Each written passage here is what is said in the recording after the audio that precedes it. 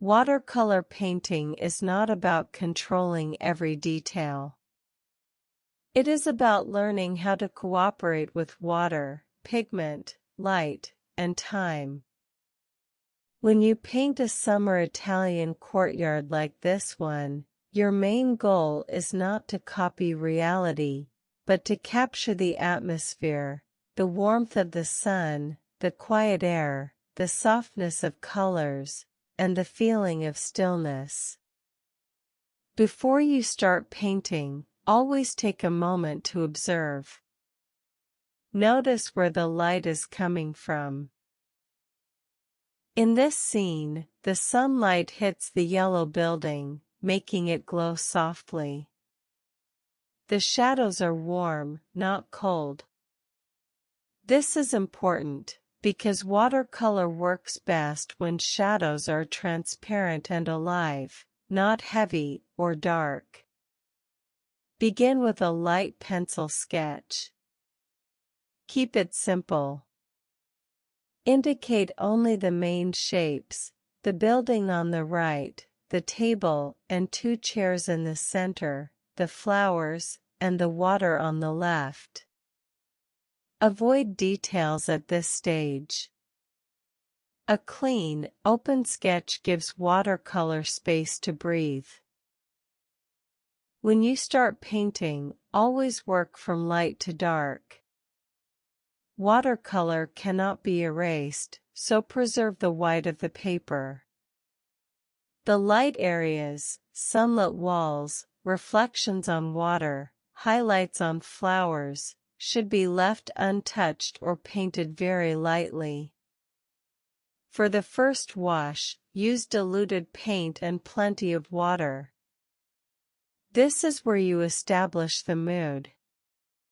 Soft yellows, warm ochres, and light blues are perfect for a summer Italian courtyard. Let the colors flow naturally into each other. Do not fight the paint. If it spreads, allow it. These natural transitions create harmony and realism. The building on the right should feel warm and sunlit. Use a transparent yellow mixed with a touch of burnt sienna or raw sienna. Keep the wash even, but not flat. Let small variations happen. Watercolor looks more alive when it is imperfect. For the flowers, avoid painting each one individually. Instead, suggest them with loose shapes and color clusters. A few confident brushstrokes are more effective than many careful ones. Remember, watercolor is about suggestion, not precision. The water on the left should feel calm and reflective. Use horizontal brushstrokes and soft blues and greens. Leave small white spaces to suggest light reflections. Less detail here will make the scene feel peaceful.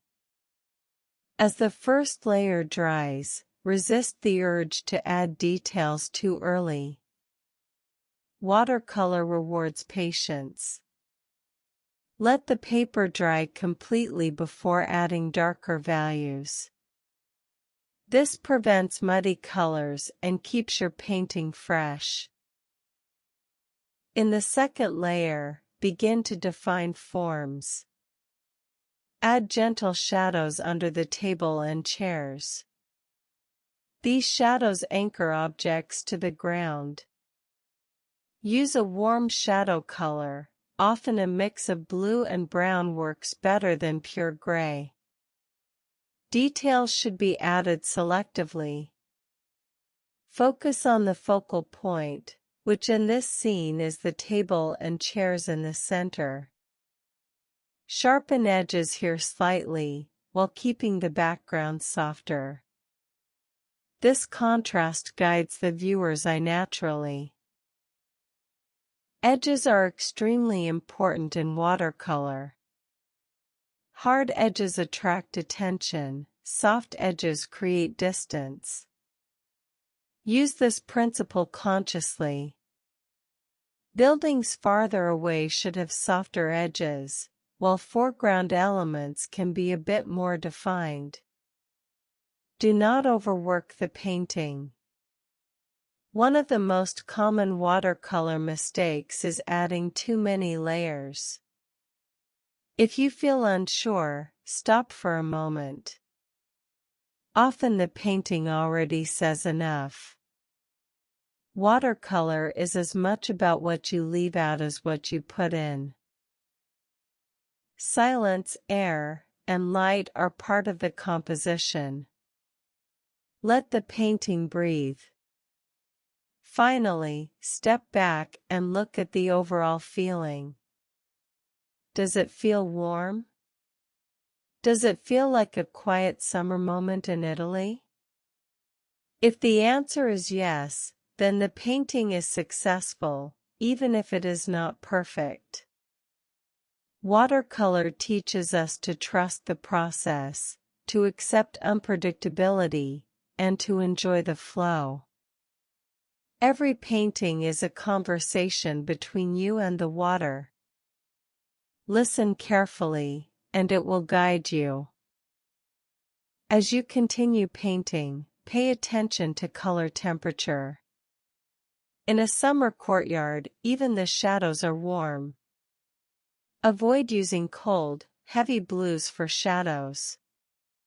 Instead, mix a soft blue with a touch of yellow or brown to keep the harmony of sunlight throughout the scene. Try to limit your color palette. Watercolor becomes more unified and elegant when you work with fewer colors. A small selection of yellows, blues, and earth tones is more than enough to express an Italian summer atmosphere. Too many colors can break the mood and make the painting feel chaotic. Brush control is important, but tension is not. Hold your brush lightly. Let your hand move freely. Watercolor lines should feel natural, not forced. If a stroke goes in an unexpected direction, allow it to stay. Often these spontaneous marks add character and authenticity. Negative space is one of the most powerful tools in watercolor. The empty areas around objects help define them just as much as paint does. The light around the table, between the chairs, and near the flowers gives the scene air and depth.